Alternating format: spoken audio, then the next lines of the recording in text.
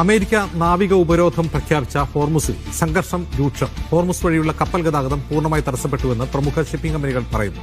ഇതോടെ എണ്ണവില വീണ്ടും $102 കുതിച്ചു.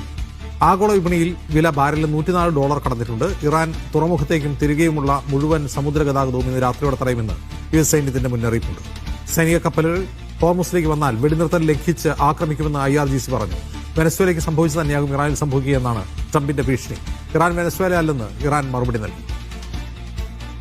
MC നാസർ വിവരങ്ങളുമായി ദുബായിൽ നിന്ന്. നാസർ, വീണ്ടും യുദ്ധത്തിലേക്ക് പോവുകയാണോ മേഖല?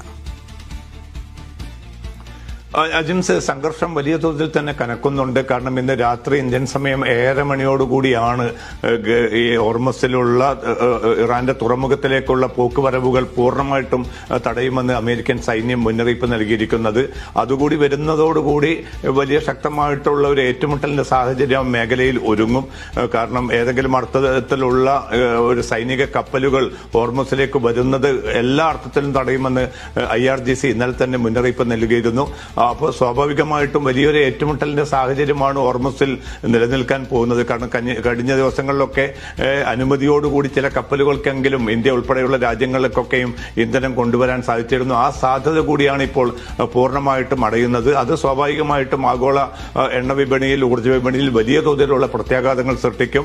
ഗൾഫ് രാജ്യങ്ങളും ആശങ്കയോടുകൂടി തന്നെയാണ് ഈ സ്ഥിതിഗതികളെ നോക്കിക്കാണുന്നത്. പക്ഷേ ഏത് ഘട്ടത്തിൽ വേണമെങ്കിലും ഈ ആക്രമണ ഭീഷണികൾ ഉയരുന്ന സാഹചര്യത്തിൽ എപ്പോൾ വേണമെങ്കിലും ഈ 2 ആഴ്ചക്കാലത്ത് വെടിനിർത്തൽ ലംഘിക്കാനുള്ള ഒരു സാധ്യതയും നിലനിൽക്കുന്നുണ്ട്.